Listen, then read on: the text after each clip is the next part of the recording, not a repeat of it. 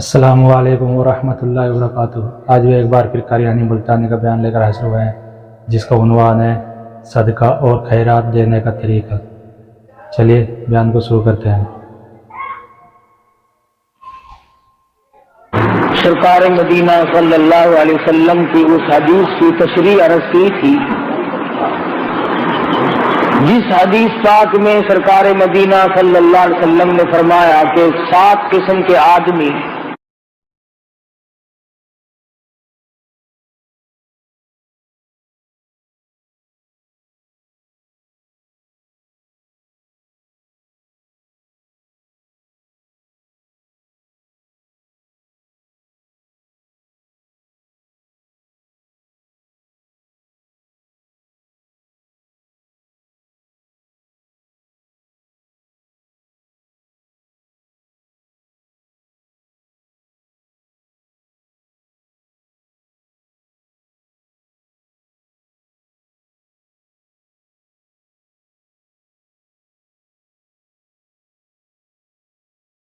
سرکار مدینہ صلی اللہ علیہ وسلم کی اس حدیث کی تشریح عرض کی تھی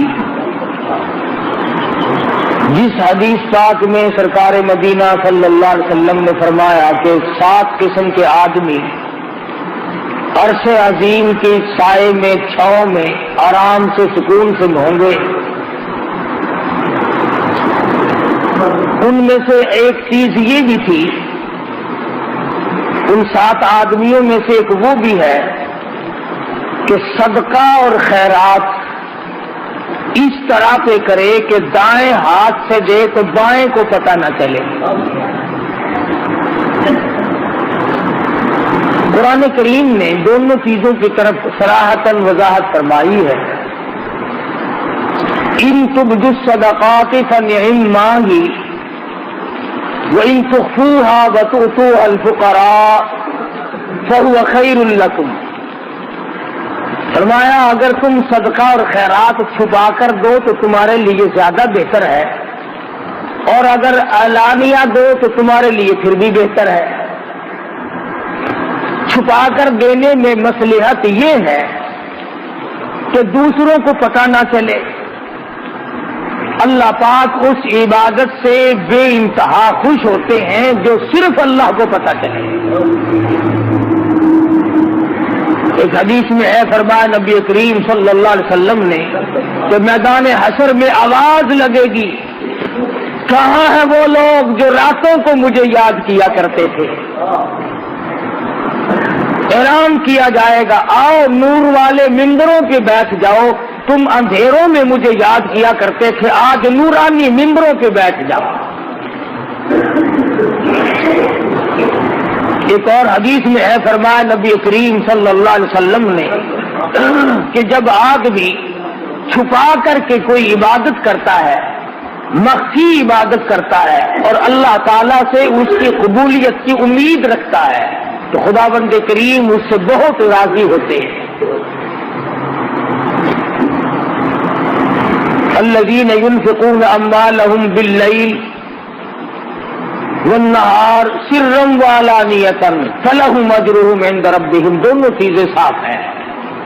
میری راہ میں جو خرچ کرنے والے لوگ ہیں وہ دن میں کریں یا رات میں کریں، وہ اعلانیہ کریں یا چھپا کر کے کریں، بہرحال اللہ پاک کے نبی نے ارشاد فرمایا صلی اللہ علیہ وسلم نے کہ اللہ کو وہ بندہ زیادہ محبوب ہے، وہ بندہ زیادہ پسند ہے جو چھپا کر کے صدقہ کرے، کسی کو پتہ نہ چلے۔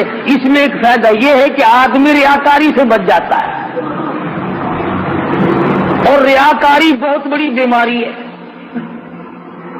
اندازہ لگایا ہوگا، آدمی جب اللہ کے نام پہ کچھ دیتا ہے تو یہ امید کرتا ہے کہ جس کو میں نے دیا وہ آگے سے یوں کہے جزاک اللہ جزاک اللہ، واہ جی واہ واہ جی واہ، بہت بڑے سخی آدمی ہیں۔ نفس اس بات کا انتظار کرتا ہے، اللہ تیرے بال بچوں میں برکت دے، اللہ تیری جان میں برکت عطا فرمائے، کارخانے میں برکت دے، دکان میں برکت دے۔ کان سننے کے لیے منتظر ہوتا ہے کہ یہ لفظ اس کے منہ سے نکلے جس کو میں نے خیرات دی ہے، حالانکہ اس کی زبان کے بجائے اگر اس کا دل بولے گا تو وہ زیادہ اللہ کے یہاں پسندیدہ ہے۔ مولانا محمد قاسم صاحب نانوتوی رحمۃ اللہ علیہ فرماتے ہیں کہ گرمیوں میں کسی کو ٹھنڈا پانی پلاؤ، تجھے کہنے کی ضرورت ہی نہیں پڑے گی کہ میرے لیے دعا کر دو، اس کی اکڑیاں بول اٹھیں گی خدا تیرا بھلا کرے، اس کا انگ انگ بول اٹھتا ہے۔ پیاسے کو پانی ملے گا، اس کی اکڑیاں دعائیں دیں گی، بھوکے کو روٹی ملے گی، اس کی اکڑیاں دعائیں دیں گی، ننگے کو کپڑا ملے گا، اس کا دل دعائیں دے گا۔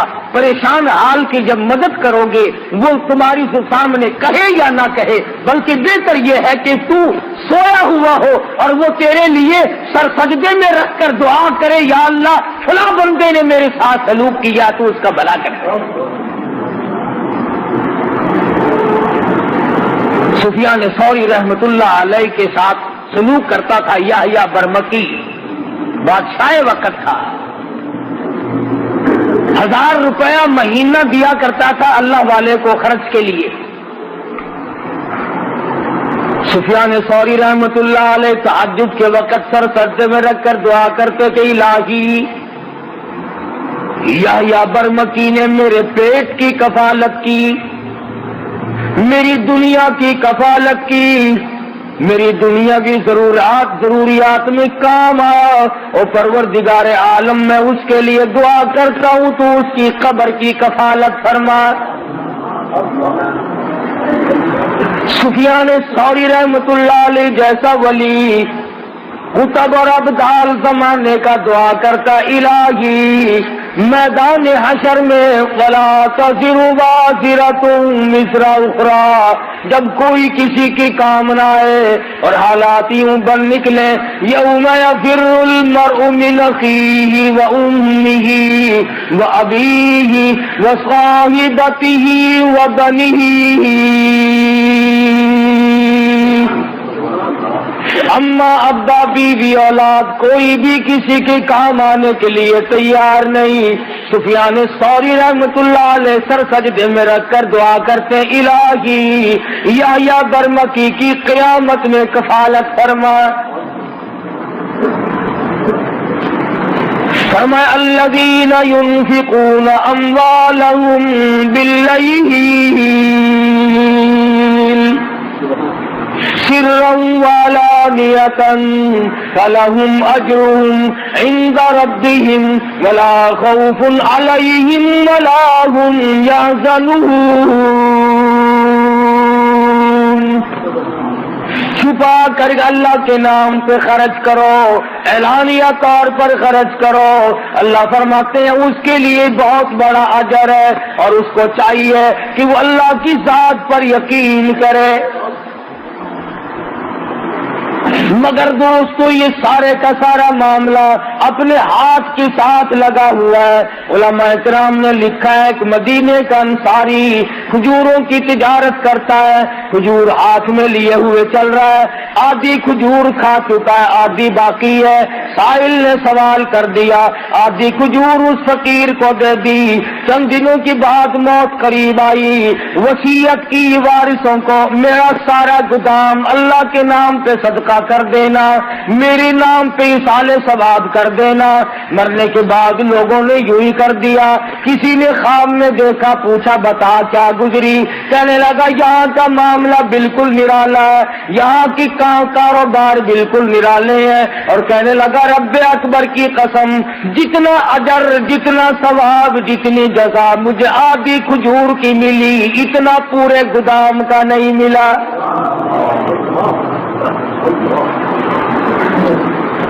وہ میرے ہاتھ کی تھی، وہ میں نے اپنے ہاتھ سے دی تھی، اس میں کوئی ریا نہیں، اس میں کوئی دکھلاوا نہیں، اس میں کوئی نام بری نہیں تھی۔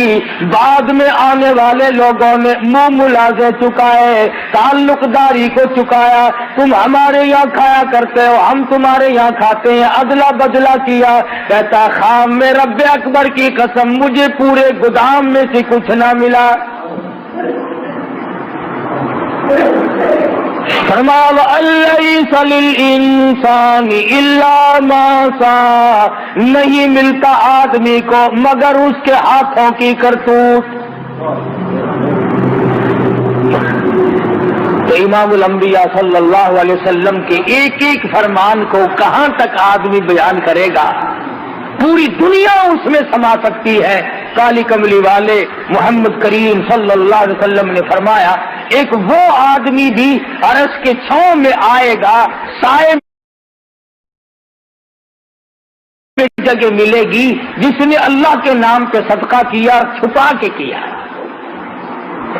لینے والے کو بھی شرمندگی نہ ہو اور اسے بھی ریاکاری کا موقع نہ ملے اور دکھلاوے کا موقع نہ ملے۔ قرآن کریم نے مسلمانوں اپنے لیے دیے کو ضائع نہ کیا کرو۔ یا ایھا الذین آمنوا، او ایماندارو، لا تبطلوا صدقاتکم بالمن والأذى، برباد نہ کرو، خراب نہ کرو، تباہ نہ کر ڈالو، ختم نہ کر ڈالو اپنے لیے دیے کو۔ الہ العالمین ختم کیسے ہو جاتا ہے، برباد کیسے ہو جاتا ہے، ضائع کیوں کر ہو جاتا ہے؟ فرمایا بالمن والاذى، احسان جتلانا، ہم نے تیری ساتھ یوں کیا تھا۔ اس کے منہ پہ احسان جتلانے سے، اسے ذلیل کرنے سے آج تو بڑا آدمی بنتا ہے۔ کل ہم تجھے زکات دیا کرتے تھے، یاد کر فلاں وقت میں میں نے تجھے کرتا پہنایا تھا، یاد کر فلاں وقت میں ہم نے تیرے ساتھ یوں سلوک کیا تھا۔ اللہ کا قرآن کہتا ہے، خدا بند کریم فرماتے ہیں جب تو اس کو مینا مارتا ہے، اللہ فرماتے میرے بندے کا کلیجہ اکٹھا ہو جاتا ہے، اسے تکلیف ہوتی ہے۔ اور کسی بندے کو تکلیف دینا میرے یہاں جائز نہیں، اللہ کریم فرماتے ہیں سب سے بڑی عبادت، سب سے بڑی نیکی۔ شیخ العرب والعجم حضرت مولانا سید حسین احمد صاحب مدنی نور اللہ مرکزہ، اللہ تعالیٰ کی کروڑہ رحمت نازل ہو اس مرد مجاہد کی قبر مبارک سے آمین کہو۔ حضرت والا کی خدمت میں 16 مہینے رہنے کا اتفاق ہوا، جوتیوں میں بیٹھا ان لوگوں کی، بڑے بڑے عالم تشریف لاتے تھے، ہندوستان کے بھی اور دوسرے ملکوں کے بھی، اور حضرت والا سے وظیفہ پوچھتے تھے کہ کچھ بتائیں ہمیں، آپ ایسا وظیفہ کریں جس سے نیک بن جائے۔ سبحان اللہ، اس وقت مجھے سمجھ نہیں آتا تھا، میرا بچپن تھا، اب قدر ہوتی ہے۔ فرمایا کرتے تھے سب سے بڑا وظیفہ یہ ہے کہ کسی کو ستاؤ مت، ہندو ہو، مسلمان ہو، مرد ہو، عورت ہو، حتیٰ کہ جانور ہو، جاندار کوئی بھی ہو، کسی کو دکھ مت دو۔ اور اگر آپ سوچیں تو یہ بہت مشکل وظیفہ ہے، یہ ورد بڑا مشکل ہے، تسبیح پھیرنی آسان ہے، نفل پڑھنے آسان ہے، لیکن اس وظیفے پہ عمل کرنا بڑا مشکل ہے کہ آدمی اپنے آپ کو بچائے کہ کسی کو ستانا نہیں، کسی کو پریشان نہیں کرنا۔ میں نے آپ سے قرض لے لیا کہ 1 مہینے میں دوں گا، آپ میرے پیچھے پھر رہے ہیں، سال گزر گیا، یہ ستانا نہیں۔ میں نعوذ باللہ کسی کی دھی بیٹی کے بارے میں غلط خیال کرتا ہوں، یہ کسی کی آبرو کو ٹکر، یہ کسی کو ستانا نہیں۔ تمام صورتیں اس میں داخل ہیں، سفر میں، حضر میں، گھر میں، کاروبار کرنے میں، ساری زندگی میں اگر آپ سوچیں تو یہ مسئلہ بڑا مشکل ہے کہ آدمی دوسرے کو تکلیف نہ دے۔ ہمارے یہاں تو سارے تکلیف دے کر کے کام بنتے ہیں، جب تک دوسرے کو تکلیف نہ دو اس وقت تک آدمی کی بڑاس نہیں نکلتی۔ اور ہمارے ملک کے لوگوں کا مزاج بن گیا، مجبور سے کماؤ، جتنا زیادہ مجبور دیکھو اتنا زیادہ کماؤ۔ اڈوں پہ جا کے دیکھو، اسٹیشنوں پہ جا کے دیکھو، وہ لوٹ کھسوٹ ہے، وہ گند دکھتا ہے، وہ مسافر اتنا مجبور ہے کہ اللہ پاک نے ترس کھا کر سنتیں معاف کر دی، نفل معاف کر دیے، فرض نماز بھی آدھی معاف کر دی۔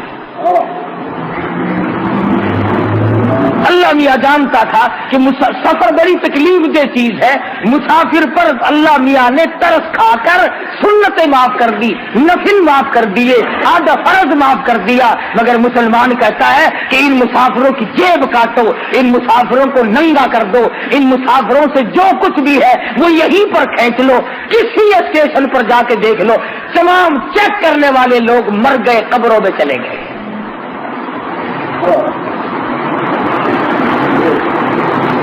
زہر بھی ملا کر کے بیچ ڈالو، کوئی بات نہیں، 4 دن کی پکی ہوئی روٹی بیچتے رہو، کوئی بات نہیں۔ سارے افسر مر گئے، سارے ڈاکٹر مر گئے، تمام انتظامیہ والے لوگ مر گئے، اور اگر ذرا سا پتہ چل جائے کہ فلاں جگہ سے 2 دکاندار لڑ رہے ہیں، وہاں فوراً پہنچیں گے کہ اس سے بھی مال ملے گا، اس سے بھی مال ملے گا۔ مال بٹورو جتنا بٹورا چاہتے ہو۔ میں پھر کہتا ہوں کہ ہم جتنا مال بٹور رہے ہیں بہت ممکن ہے کہ نہ ہمارے کام آئے نہ ہماری اولاد کے کام آئے۔ حالات ایسے ہیں، نظر ڈالو دنیا میں کیا ہو رہا ہے اس وقت۔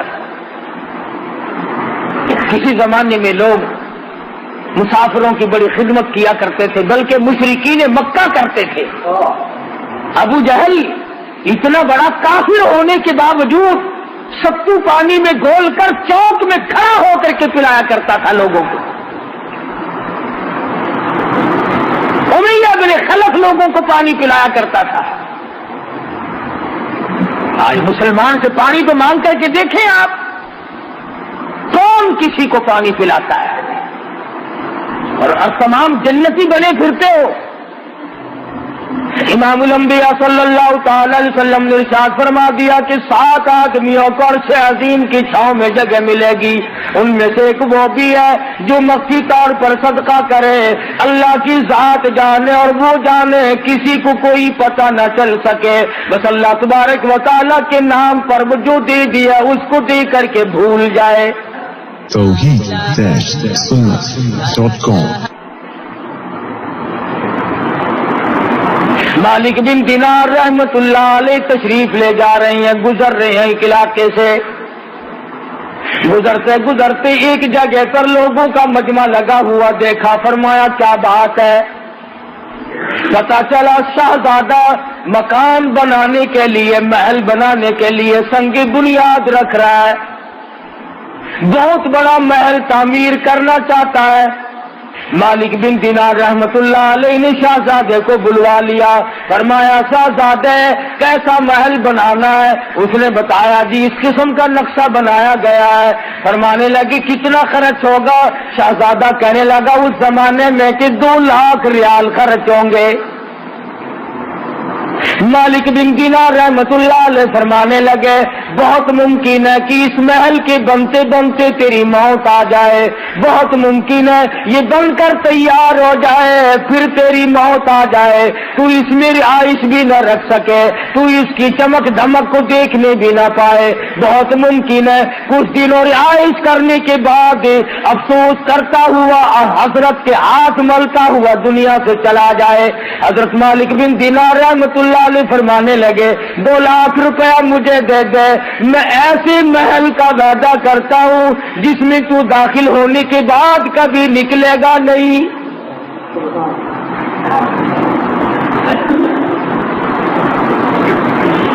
ہمیشہ ہمیشہ کے لیے اس محل میں رہے گا، اور اس محل کے آگے بڑے باغ باغیچے ہوں گے، بڑی بڑی نہریں ہوں گی، بہت اعلیٰ قسم کا باغ اور باغیچہ اور گلشن محل ہوگا، ہمیشہ ہمیشہ کے لیے تیرا رہے گا، نہ تیری موت آئے گی نہ تجھ سے وہ محل چھوٹے گا۔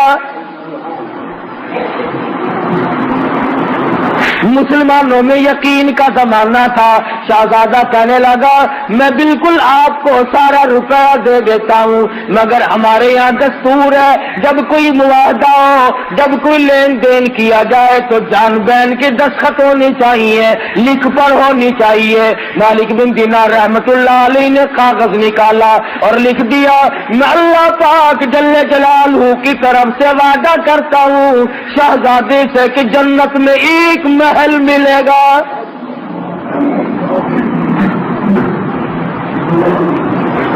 شہزادے نے محل پسند کر لیا. آج کل کا ہوتا ہے تو مولوی پیسے مارنے کا ڈھنگ بنا رہا ہے. جا تیرے جیسے ہزاروں دیکھ رکھے ہیں، جنت ملے گی تو یوں ہی مل جائے گی. تڑپ نہیں، جذبہ نہیں، محبت نہیں.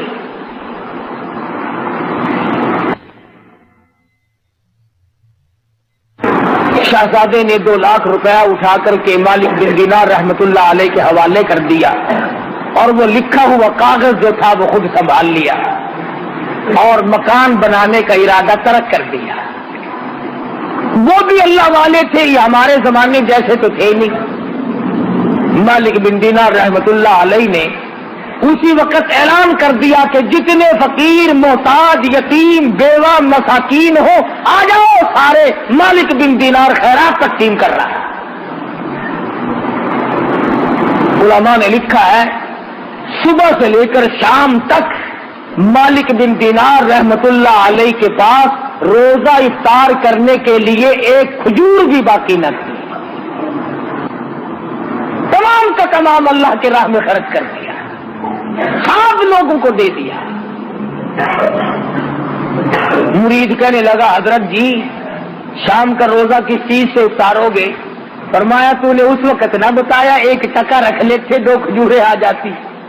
اب تو ختم ہے معاملہ. اللہ غنی. سید عائشہ صدیقہ رضی اللہ تعالی عنہا کو فاروق اعظم رضی اللہ تعالی عنہ نے 12 مہینے کا خرچ 12,000 روپیہ یکدم بھیجا. سال کا خرچہ ہماری ماں کے لیے، عائشہ صدیقہ رضی اللہ تعالی عنہا کے لیے فاروق اعظم رضی اللہ تعالی عنہ نے بھیجا. جب خادمہ نے گٹھڑی لا کے رکھی، اللہ غنی، ام المومنین فرمانے لگی میرے اور اس دولت کے درمیان کپڑا لٹکا دے، مجھے یہ دولت دیکھتے ہوئے بھی شرم آتی ہے. عائشہ صدیقہ رضی اللہ تعالیٰ عنہا نے رو دیا، فرمانے لگی مجھے یاد ہے میں شہنشاہ کائنات حضرت محمد الرسول اللہ صلی اللہ علیہ وسلم کے لیے روٹی پکایا کرتی تھی. کبھی آٹا چھاننے کی لوبت لائی، پھونک مار دیا کرتی تھی. جو کا آٹا ہوتا تھا جو گھاس اڑ گیا سوڑ گیا، باقی بیچ میں پکایا کرتی تھی.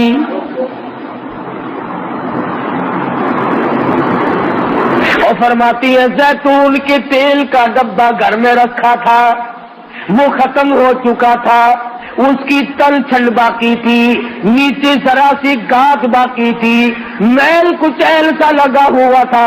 عائشہ صدیقہ فرماتی ہے میں نے جو کی روٹی پہ وہ میل کچیل سا چپڑ دیا. مدنی کریم صلی اللہ علیہ وسلم نوش فرما رہے تھے اور فرمانے لگے عائشہ قیامت میں اس نعمت کا بھی سوال کیا جائے گا.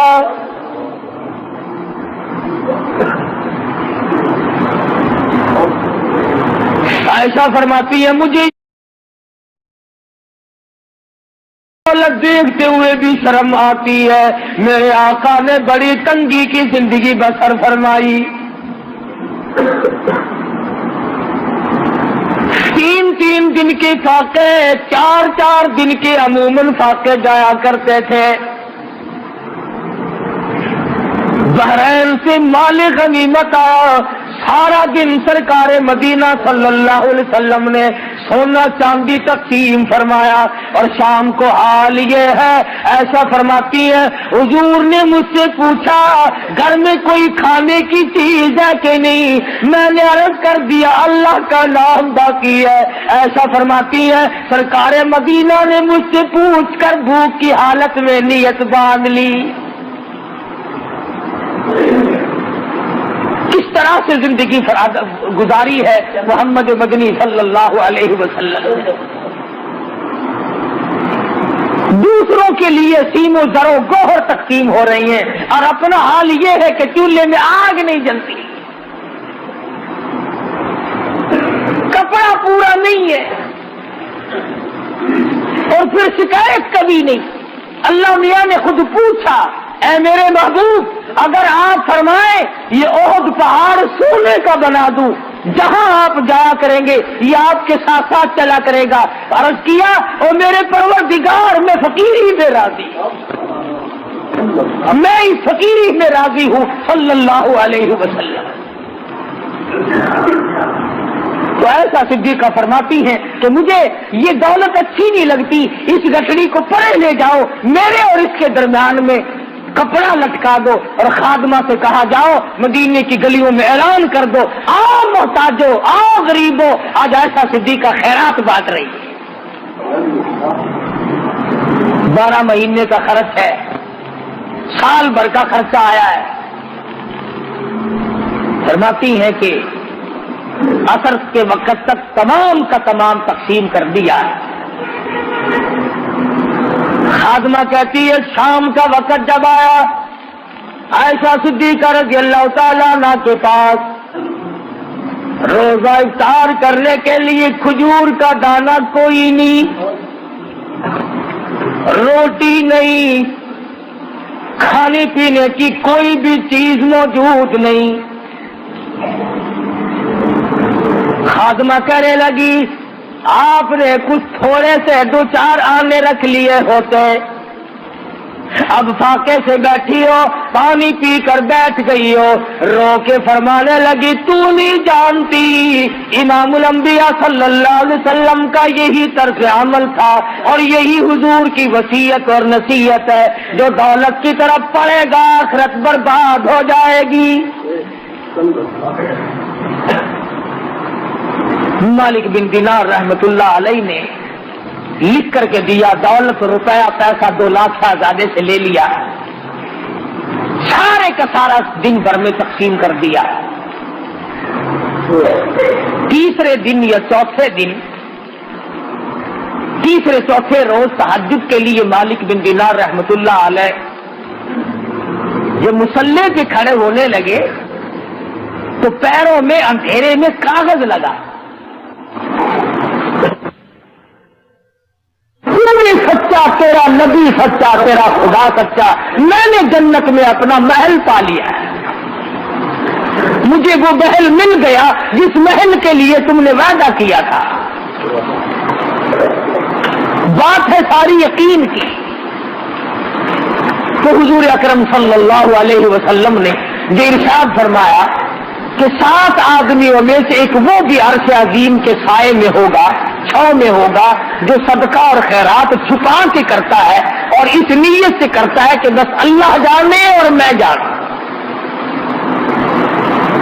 قرآن کریم میں اللہ کی راہ میں خرچ کرنے کی بہت بڑی فضیلت آئی ہے، اور ایک اور چیز خاص طور پر جو ہمیں کھٹکتی ہے اس کی بھی وضاحت فرمائی۔ فرمایا اشاء کے کرتا ہے اور اس نیت سے کرتا ہے کہ بس اللہ جانے اور میں جانوں۔ قرآن کریم میں اللہ کی راہ میں خرچ کرنے کی بہت بڑی فضیلت آئی ہے،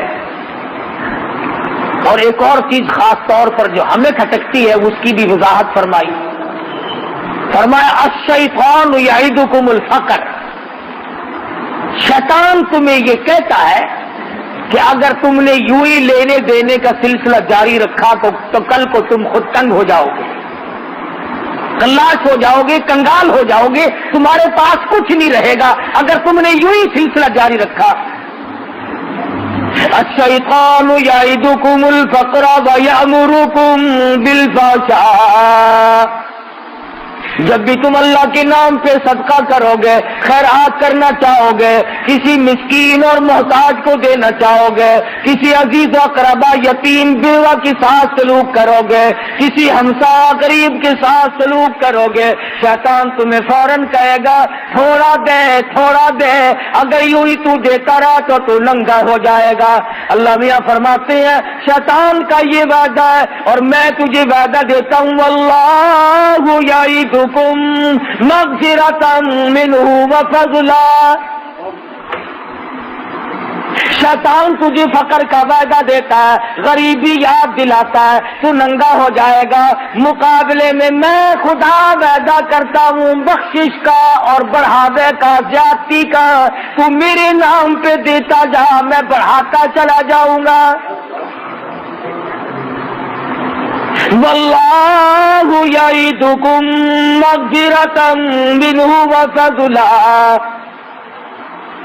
اللہ میاں فرماتے ہیں واللہ واسع علیم، میں بہت دینے والا ہوں، میرے خزانے میں کوئی کمی نہیں.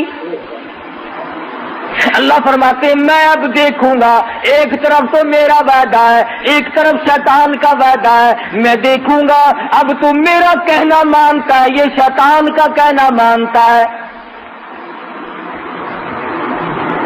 سارے مسائل ریا سے، دکھلاوے سے بچانے کے لیے ہیں.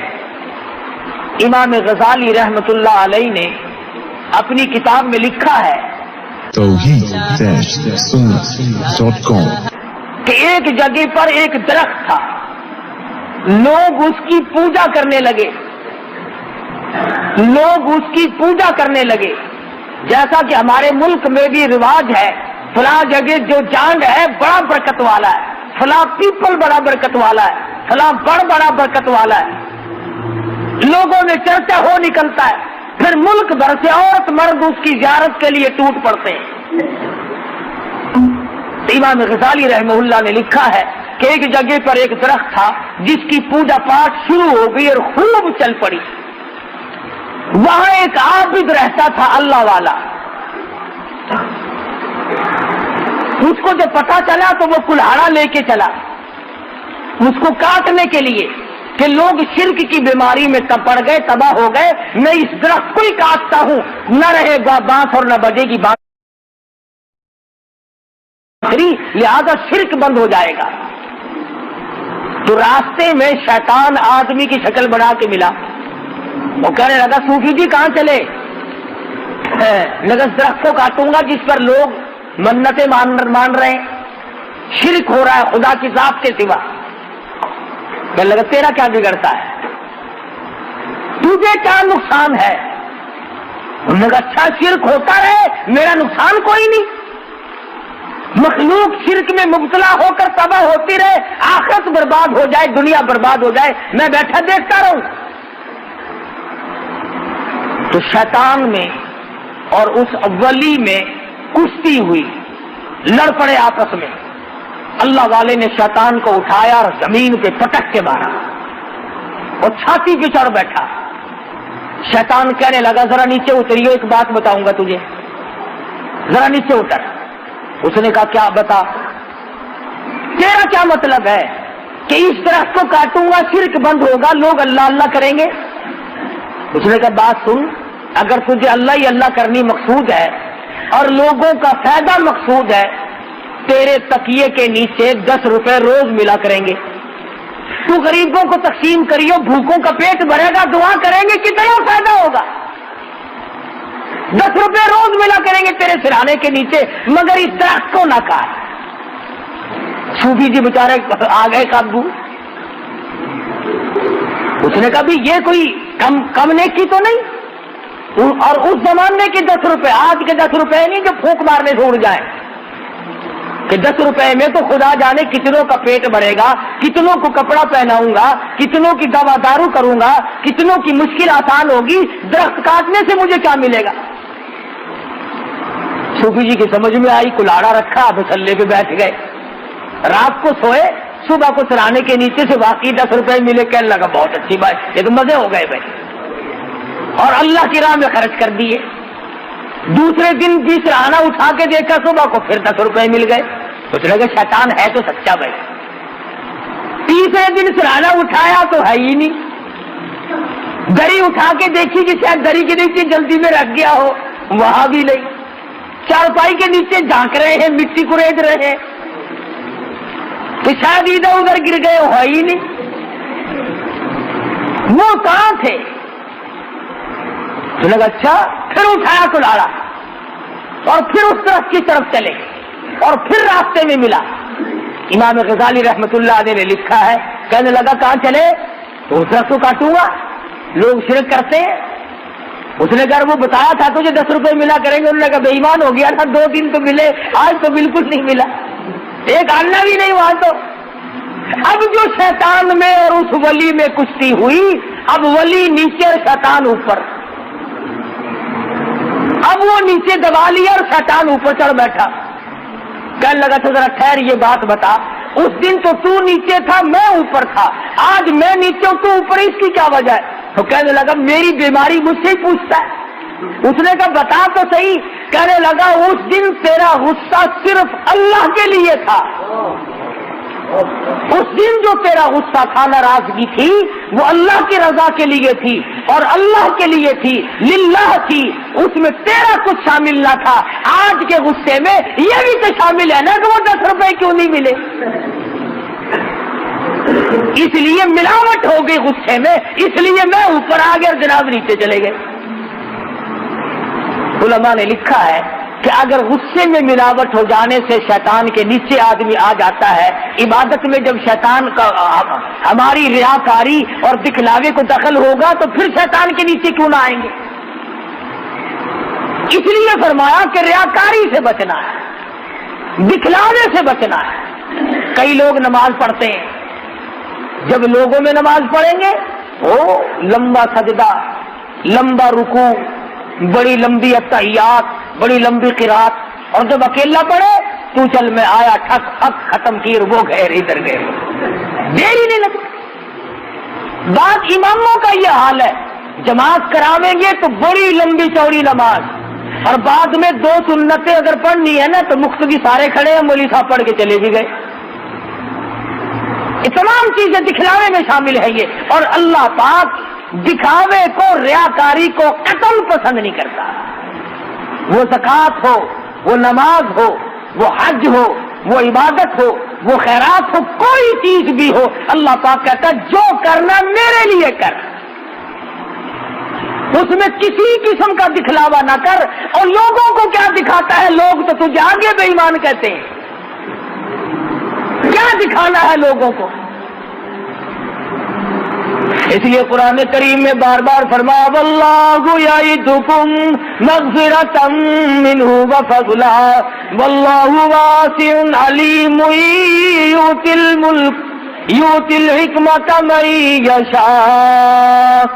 और लोगों मैं खुदा वादा करता हूँ जो मेरे नाम पर तुम खर्च करोगे, मैं मालिक तो मैं ही हूँ, बीमारी पे खर्च करा दूंगा, मुकदमे पे खर्च करा दूंगा, परेशानियों में खर्च करा दूंगा, फजूलियात में खर्च करा दूंगा, सिनेमा थिएटर तमाशों पे खर्च करा दूंगा।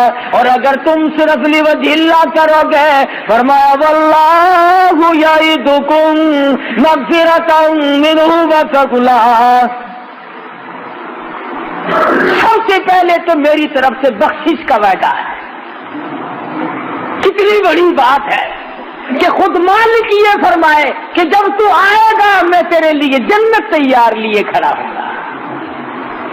बड़ी अच्छी बात कही। कहता कि उनसे थोड़ी सी लगावट हश्र में काम आ गई, उनसे थोड़ी सी लगावट हश्र में काम आ गई। مغفرت ہے جستجو میں میرے گھبرائی ہوئی، بخشش تلاش کرتی ہے، کیا مزے کی بات ہے۔ امام الانبیاء صلی اللہ تعالی علیہ وسلم آواز دیں، خود اللہ پاک کی طرف سے اعلان ہو، آئے وہ لوگ، کہاں گئے وہ لوگ جو اپنی ضروریات میں سے نکال کر، اپنے خرچے میں سے نکال کر میرے نام پر دیا کرتے تھے، جن کا یہ خیال تھا کہ ہم اس کا بدلہ اللہ سے حاصل کریں گے۔ فَلَهُمْ أَجْرُهُمْ عِنْدَ رَبِّهِمْ وَلَا خَوْفٌ عَلَيْهِمْ وَلَا هُمْ يَحْزَنُونَ۔ کتنا کرنے والے لوگ تھے، کیا بتاؤں کہ گزشتہ زمانے کے لوگوں نے کس کس طریقے سے کمائی کر کے اپنی آخرت کو بنایا۔ آج ہم آخرت کا تو نام بھی نہیں لیتے، میرے تیرے دماغ میں یہ بات ہی نہیں کہ ہم اس دنیا کو چھوڑ بھی جائیں گے، قبر کی زندگی بھی آئے گی، حشر بھی آنا ہے، قیامت بھی آنی ہے، پلسرات بھی آنی ہے، ہم لوگوں کے دماغ میں تو یہ بات ہے ہی نہیں۔ حالانکہ میں اور آپ اس نبی کے امتی ہیں، اس سرکار مدینہ صلی اللہ علیہ وسلم کی امتی ہیں۔ سیدہ فاطمہ الزہرا رضی اللہ تعالیٰ عنہا فرماتی ہیں، میں اپنے ابا کی حضور میں حاضر ہوئی اور میں نے جا کر کے اپنے ابا کے ہاتھ میں آدھی روٹی کا ٹکڑا رکھ دیا۔ مدنی کریم صلی اللہ علیہ وسلم نے پوچھا کہاں سے لائی؟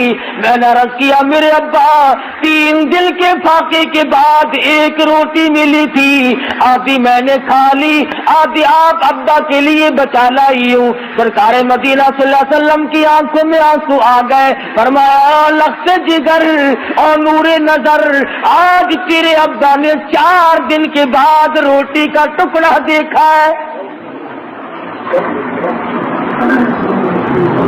اس تنگی سے، اس عسرت سے، اس پریشانی سے زندگی گزاری اور آمدن گزاری۔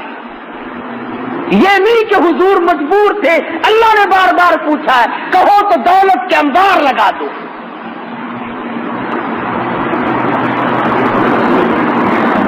آج ہم پوچھو ان سے جو اہل بیت کی محبت کا دعویٰ کرتے ہیں، اس قدر دوڑے پھرتے ہیں دولت کے پیچھے، نماز معاف ہے، روزے معاف ہے، اللہ کے قرآن کو نہیں مانتے، نبی کے فرمان کو نہیں مانتے۔ آؤ میں تمہیں بتلاؤں کہ اہل بیت کی محبت ہم کرتے ہیں یا تم کرتے ہیں۔ سرکار مدینہ صلی اللہ علیہ وسلم تشریف لائے، لخت جگر کے دروازے پہ فاطمہ الزہرا کے مکان پر دروازے پہ کھڑے ہو کر فرمایا بیٹی میں گھر میں آؤں، داخل ہو سکتا ہوں؟ اندر سے آواز آئی پہلے تشریف لانے سے پہلے اپنی چادر اندر پھینک دو، اپنی چادر اندر پھینک دو۔ حضور اکرم صلی اللہ علیہ وسلم نے چادر پھینکی، اندر تشریف لائے، فرمایا بیٹی کیا ہوا؟ رو کے عرض کرنے لگی ابا اتنا کپڑا نہیں ہے بدن کو چھپا، اتنا کپڑا میرے پاس موجود نہیں کہ پورا بدن چھپا سکوں، شرم کے مارے آپ کی چادر مانگ لی کہ ابا کے سامنے ننگی کیسے آؤں۔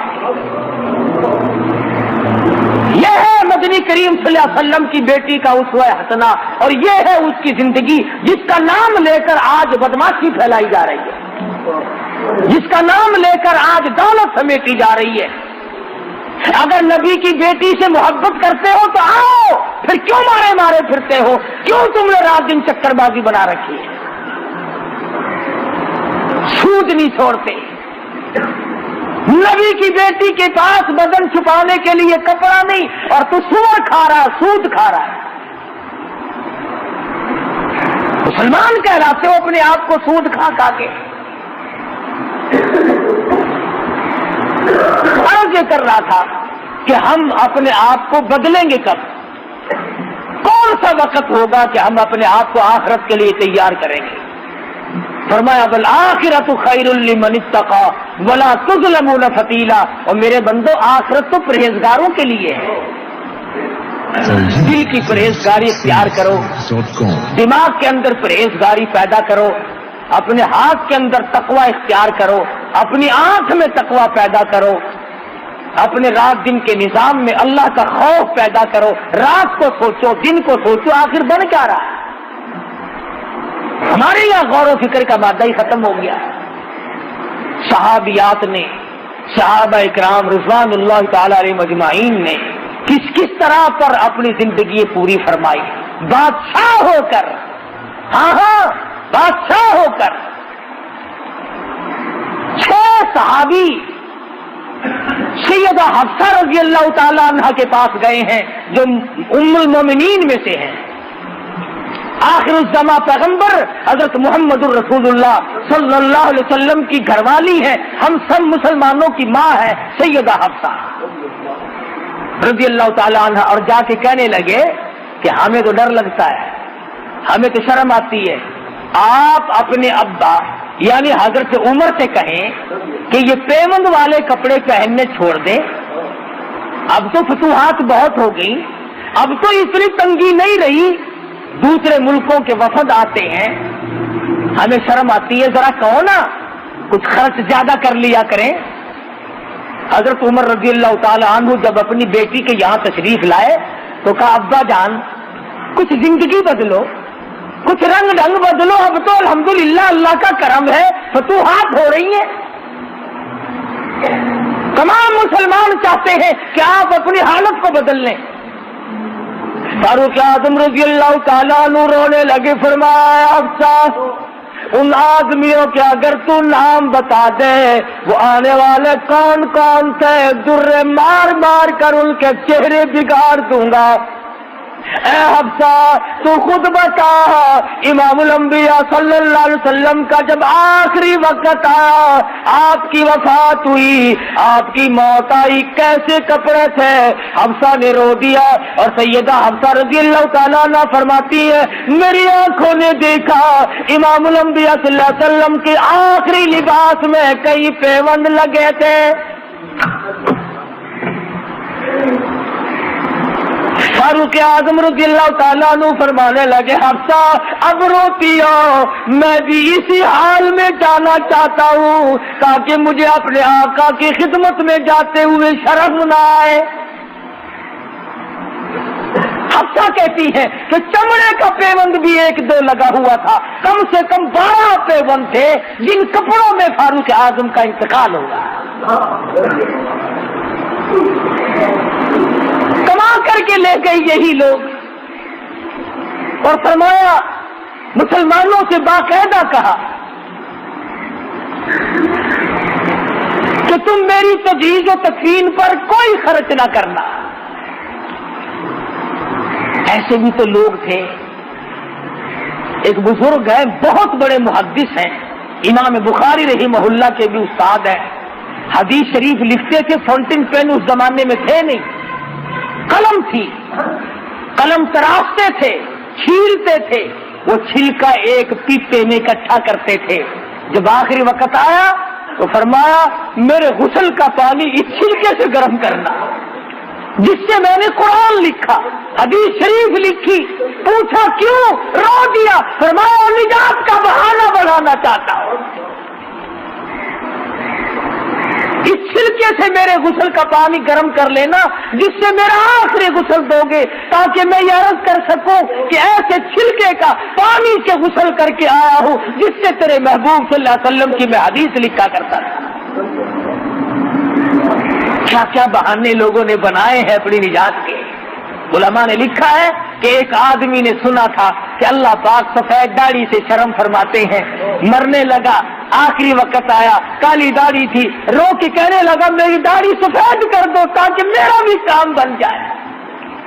علماء نے لکھا ہے مرنے کے بعد کسی نے خواب میں دیکھا، پوچھا بتا کیا گزری، کہنے لگا میرا ہیلا ہی قبول ہو گیا. اللہ نے فرمایا گو تو نے ہیلا کیا مگر مجھ سے ڈر کے کیا تھا، اس لیے جا میں نے تجھے معاف کر دیا. تو ایسے ہیلے بنا، ایسے حالات پیدا کرو، ایسی زندگی پیدا کرو جس سے آخرت کا کام آسان ہو سکے. اللہ پاک مجھے اور آپ کو آخرت کا فکر پیدا کرنے کی توفیق عطا فرمائے، ہم سب کی قبر حشر کو اچھے سے اچھا فرمائے. وآخر دعوانا الحمدللہ رب العالمین. اللهم صل وسلم وبارك على سيدنا مولانا محمد النبي الأمي الهاشمي وعلى آله وأصحابه برة الكرام یا اللہ ہم سب کی آخرت کو اچھا کر دے. یا اللہ شاکار ہیں، گناہگار ہیں، تیرے کرم کے امیدوار ہیں، ہم سب کو معاف کر دے. یا اللہ ہم سب کی بخشش فرما دے، ہم سب کے ماں باپ کی بخشش فرما دے، ہم سب کے باپ دادا عزیز و اقربا رشتہ دار ساس سسر یا اللہ سبھی کی مغفرت فرما دے. الہ العالمین کل امت کی بخشش فرما دے، پوری دنیا کے مسلمانوں کی بخشش فرما دے. یا اللہ شرک کفر اور بدعت کی لعنت سے بچا. یا اللہ ہم سب کو نبی پاک صلی اللہ علیہ وسلم کی غلامی نصیب فرما، غلامی میں موت آئے، غلامی میں حشر ہو. ہم سب کی اولاد کو نیک اور نمازی بنا، ہم سب کے معاشرے اور ماحول کو اچھے سے اچھا فرما. یا اللہ سب بیماروں کو شفا عطا فرما، سبھی کی مشکلوں کو آسان فرما دے، سب کی پریشانیوں کو دور فرما. مالک کائنات اس مسجد کو قیامت تک آباد فرما. یا اللہ اس مدرسے کو دین کے لیے سرچشمہ بنا. پروردگار عالم ہم سب کو قرآن کریم کی محبت نصیب فرما، عظمت نصیب فرما. ایک مائی ہے جس کے پاس لڑکیاں ہی لڑکیاں ہیں، دعا کر دو اللہ پاک نرینہ اولاد عطا فرمائے. الہ العالمین تمام مسلمانوں کی بگڑی بنا دے. یا اللہ سب حاجت مندوں کی حاجتوں کو پورا فرما. الہی سب کی جھولیاں بھر دے، سب کے کاروبار کو اچھے سے اچھا فرما دے. جس کے ذمہ قرض ہو ادا کرنے کی صورتیں پیدا فرما. سب کے روزی رزق میں برکت عطا فرما. یا اللہ رزق حلال نصیب فرما. الہی کسی کو کسی کا محتاج نہ بنا، اپنے دروازے سے ہم سب فقیروں کی جھولیاں بھر دے. ربنا تقبل منا انک انت السمیع العلیم وتب علینا انک انت التواب الرحیم. صلی اللہ علی حبیبہ محمد وآلہ وصحبہ اجمعین. اللہ آج کا بیان پسند آیا ہو تو ویڈیو کو لائک کریں، چینل پر پہلی بار آئے تو سبسکرائب کریں. کل پھر ملتے ہیں ایک نئے ویڈیو کے ساتھ. کل تک کے لیے خدا حافظ.